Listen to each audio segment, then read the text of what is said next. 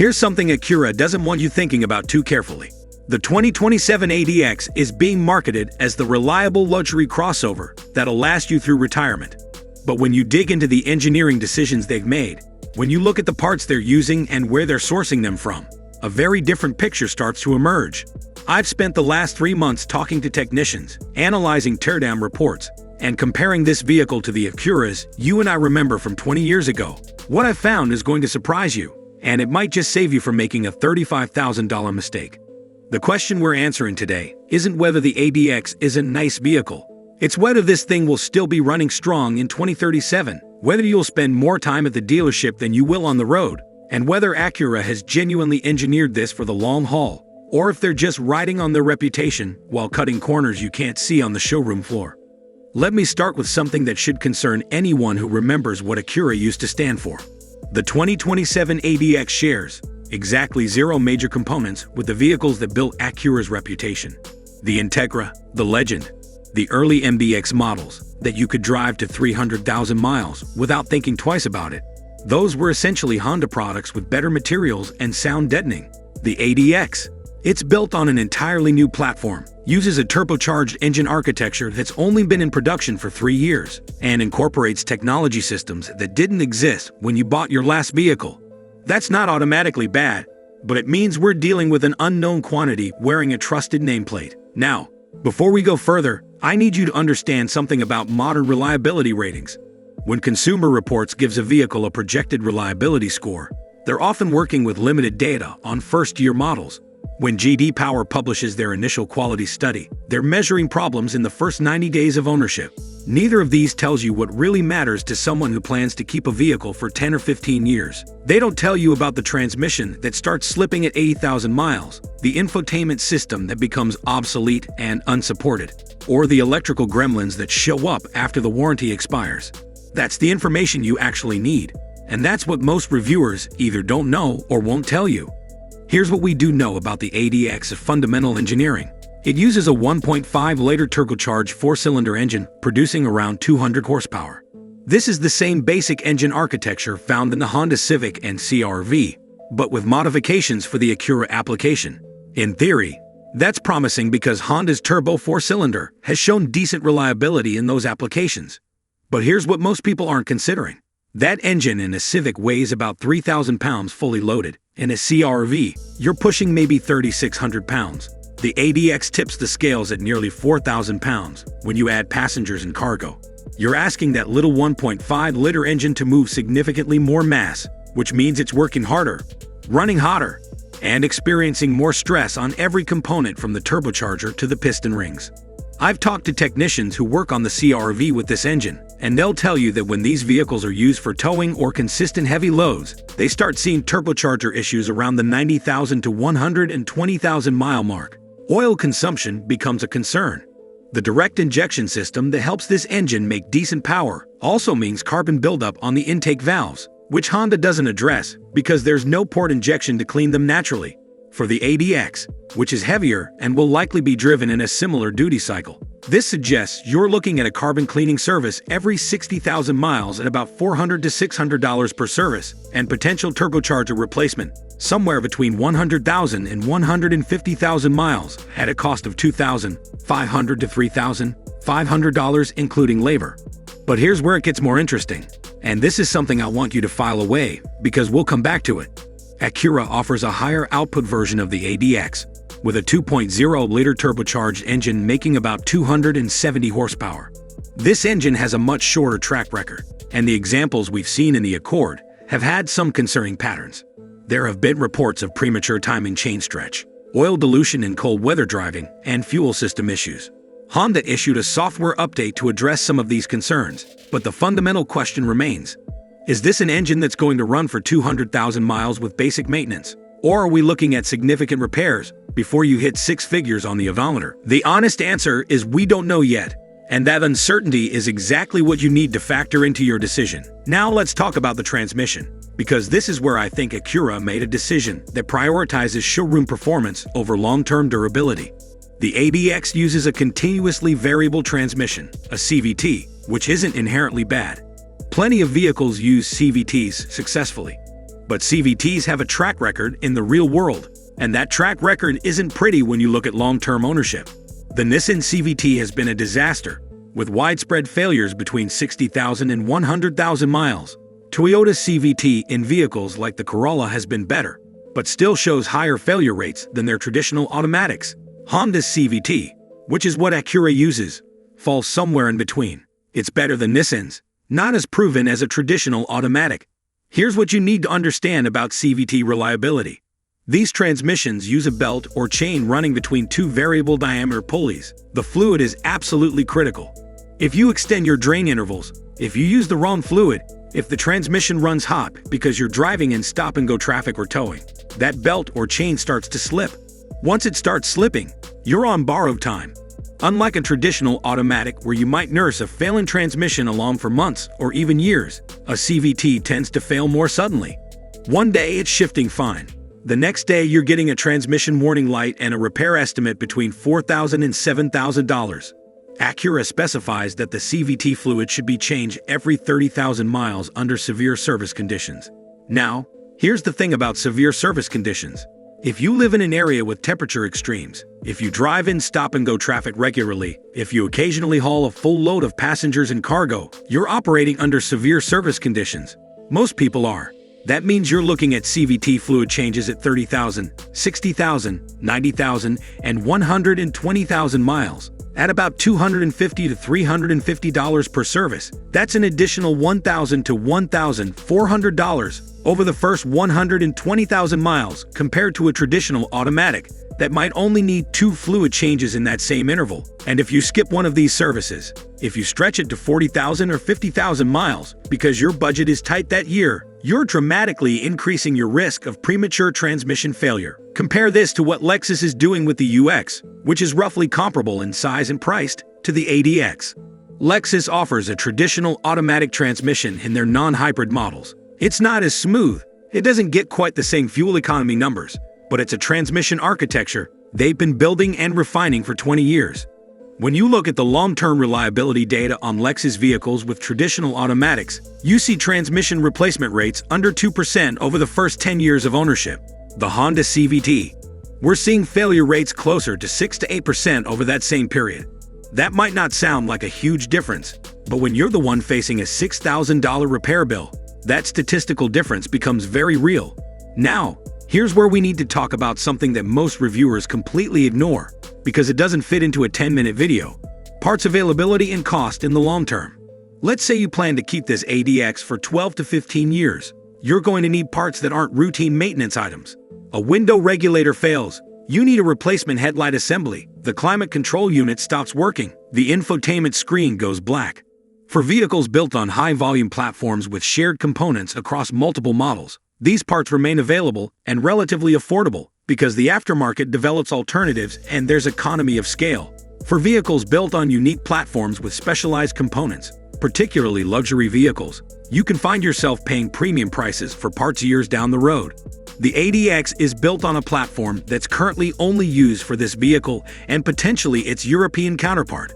That's a relatively small production volume in automotive terms. When you need a replacement headlight assembly in 2035, you're probably looking at an Acura dealer as your only source, and you're probably paying somewhere between $800 and $1,500 for a part that would cost $300 to $500 if it was shared across 5 different Honda and Acura models. I've seen this pattern play out with vehicles like the Acura ADX, the Honda Crosstour, and other low-volume models. Parts become expensive, and in some cases, they become difficult to source entirely. Let me give you a real-world example that illustrates this perfectly. A friend of mine owns a 2010 Acura TSX Sport Wagon.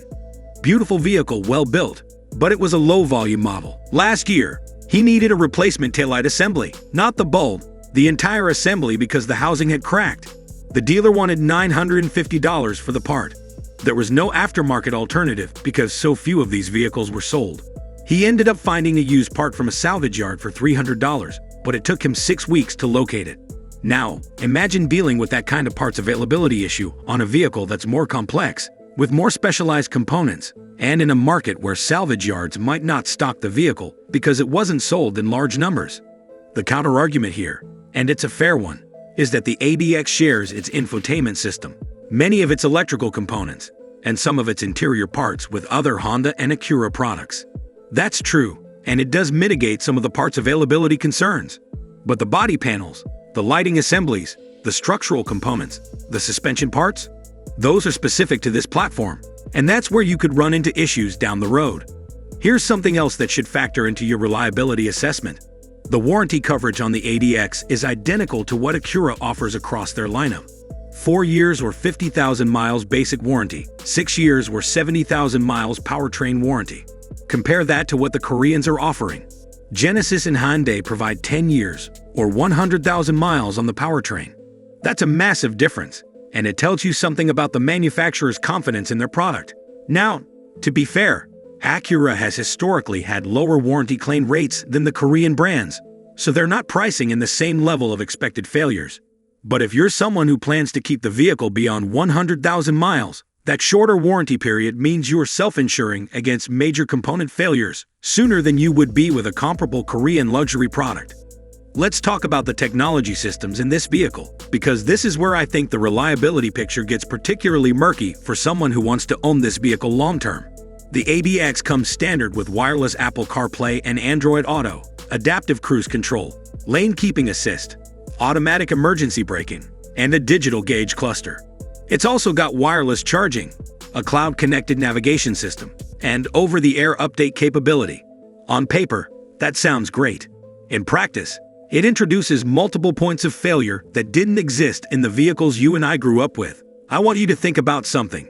When you bought a vehicle in 1995 or 2000, the electronics consisted of a basic radio, maybe a CD player, some simple climate controls, and an engine computer that did its job without needing updates or connectivity.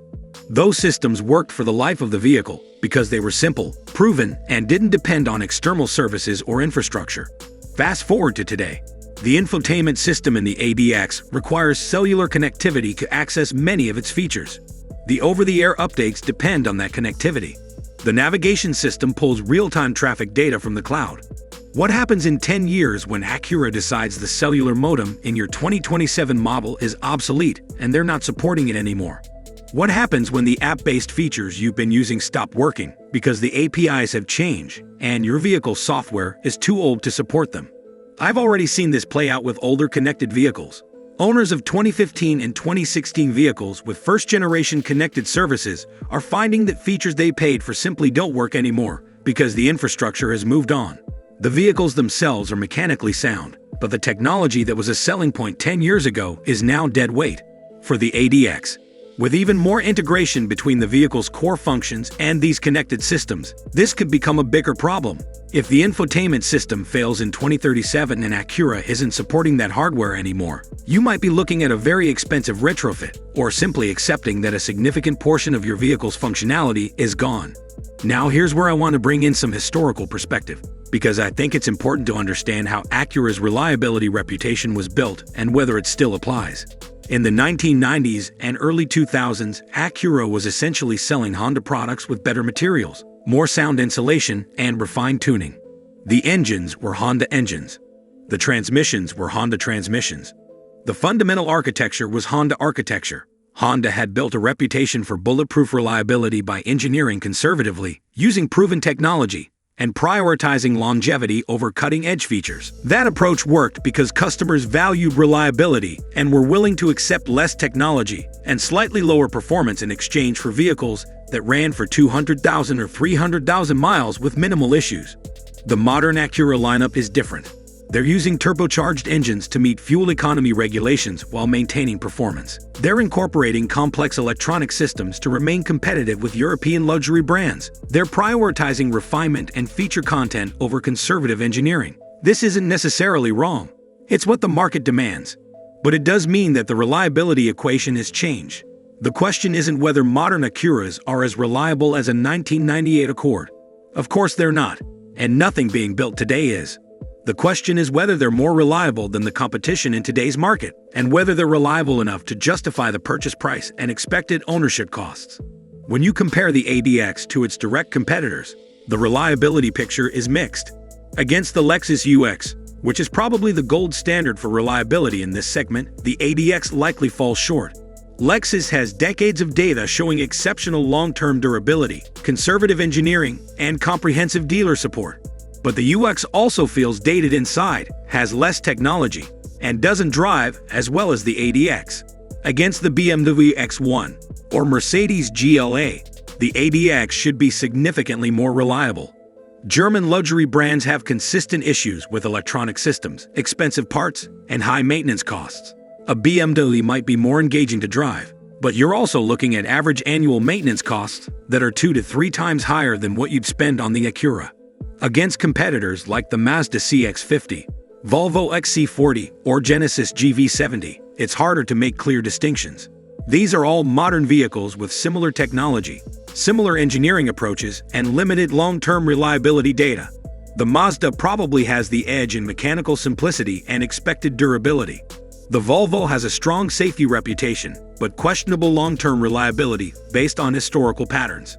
The Genesis offers that extended warranty, but is also a relatively new brand without decades of reliability data to back up their claims. So where does this leave you? If you're seriously considering the 2027 Acura ADX, here's what you need to factor into your decision. First, understand that this isn't the Acura of 20 or 30 years ago. You're not buying a slightly upscale Honda Accord. You're buying a modern luxury crossover with all the complexity, technology, and potential failure points that entails. Second, set realistic expectations for long-term ownership costs. Between the CVT maintenance, the turbocharger issues you might face, the carbon cleaning services, and the premium parts prices, you should budget an extra $500 to $800 per year compared to a simpler vehicle without turbocharging and without a CVT. Third, and this is important, plan for technology obsolescence. In 10 years, some of the features you're paying for today won't work anymore. The connected services will be discontinued, the infotainment system will feel ancient, and you might be dealing with electronic issues that are difficult and expensive to diagnose and repair. This isn't unique to the ADX. It's true for virtually every modern vehicle, but it's something you need to accept going in. Fourth, recognize that reliability is a spectrum, not a binary. The ADX probably won't be as trouble-free as a Lexus or a Toyota. It also probably won't be as problematic as a German luxury vehicle. It'll likely fall somewhere in the middle, which means you'll have some repairs and maintenance issues over the years, but probably not catastrophic failures that leave you stranded or facing 5-figure repair bills. For some people, that's an acceptable trade-off for a vehicle that offers more features, better performance, and more modern styling than the ultra-reliable options. Let me address the specific scenario that probably applies to many of you watching this. Let's say you currently drive a 2015 Honda CR-V or Toyota RAV4. The vehicle has 110,000 miles on it. It's been reliable, you've kept up with maintenance, but you're starting to think about what comes next. Maybe you want something a bit nicer, a bit quieter, with more technology. Should you trade in your current reliable vehicle for a 2027 Acura ADX? Here's my honest assessment. If your current vehicle is still running well and you're happy with it, keeping it is probably the most financially sound decision. But I understand that's not always satisfying. We want to upgrade, we want something new, and there's nothing wrong with that. If you do decide to move on, the ADX is a reasonable choice. But you need to go in with your eyes open. You're trading proven reliability for more refinement and features. You're accepting some uncertainty about long-term durability in exchange for a more modern driving experience. If you decide to purchase an ADX, here's how I'd recommend approaching it to maximize your chances of a good ownership experience. First, get the extended warranty. Acura offers extended coverage up to 100,000 miles or 8 years. Given the complexity of this vehicle and the limited track record, that extra coverage is worth considering, especially if you plan to keep the vehicle beyond the basic warranty period. Factor that cost into your purchase decision. Second, commit to following the severe service maintenance schedule. Change that CVT fluid every 30,000 miles without exception. Get the carbon cleaning done at 60,000 and 120,000 miles, even though it's not in the maintenance schedule. Change the engine oil at 5,000-mile intervals instead of the recommended 7,500. Yes, this costs more, but it dramatically reduces your risk of major component failures. Third, budget for repairs and maintenance. Don't assume this vehicle will be as cheap to own as a Honda or Toyota. Set aside $150 to $200 per month in a vehicle maintenance fund. In some years, you won't use all of it. In other years, when you need a major service or an unexpected repair, You'll be glad you have that cushion. Fourth, seriously consider whether you need the higher output engine. The 1.5-liter turbo is probably adequate for most people's needs. It's the more proven engine. It'll be easier on fuel, and it should have fewer issues long-term. The 2.0-liter turbo offers more power, but it also introduces more uncertainty and potentially more problems down the road. Finally, test drive the vehicle extensively before buying. And I don't mean a 15-minute loop around the dealership. Take it for a full day if possible. Drive it in stop-and-go traffic. Get it up to highway speeds. Listen for any unusual noises. Pay attention to how the CVT behaves, especially during acceleration and when merging. If anything feels off, walk away. There are too many vehicles in this segment to settle for one that doesn't feel right from day one. Now let me address something I've been skirting around, which is whether Acura is genuinely engineering for longevity or just meeting minimum standards while maximizing profit. The truth is probably somewhere in between. Acura is owned by Honda, which has a corporate culture that values quality and reliability. But they're also operating in a highly competitive market where they need to hit specific price points, fuel economy targets, and performance benchmarks. That means making trade-offs. Using a CVT instead of a traditional automatic saves weight and improves fuel economy, but it introduces reliability concerns. Turbocharging a small engine instead of using a larger naturally aspirated engine meets emissions requirements and provides good power, but it adds complexity and potential failure points. I don't think Acura is deliberately building a vehicle that's going to fall apart after the warranty expires. But I also don't think they're engineering with the same conservative longevity-first approach that built their reputation 30 years ago. They're building a competitive modern vehicle that meets current market demands, and that means accepting some reliability compromises in exchange for other benefits. Here's what I keep coming back to. If you're asking whether the 2027 Acura ADX will last 10 or 15 years with proper maintenance, the answer is probably yes. If you're asking whether it will be as trouble-free as a 2000 Honda Accord or a 2010 Lexus RX, the answer is probably no. If you're asking whether it's a better long-term bet than a German luxury vehicle, the answer is probably yes. If you're asking whether it's worth trading in your current reliable vehicle for, that answer depends entirely on your priorities and your budget. The reality is that vehicle reliability has changed. We're not building vehicles the way we did 20 or 30 years ago because we can't. Emissions regulations, safety requirements, consumer expectations for technology and features, all of these factors mean modern vehicles are inherently more complex and therefore more prone to issues. The best we can do is choose vehicles from manufacturers with strong track records, follow aggressive maintenance schedules, and hope that the engineering is sound enough to get us 150,000 or 200,000 miles before major problems arise. For the ADX specifically, I'd say this. It's not a bad vehicle. It's not even a questionable vehicle. It's a modern luxury crossover with all the strengths and weaknesses that entails. If you value refinement, features, and driving dynamics, and you're willing to accept some uncertainty about long-term reliability and higher ownership costs compared to a basic Honda or Toyota, it could be a good choice.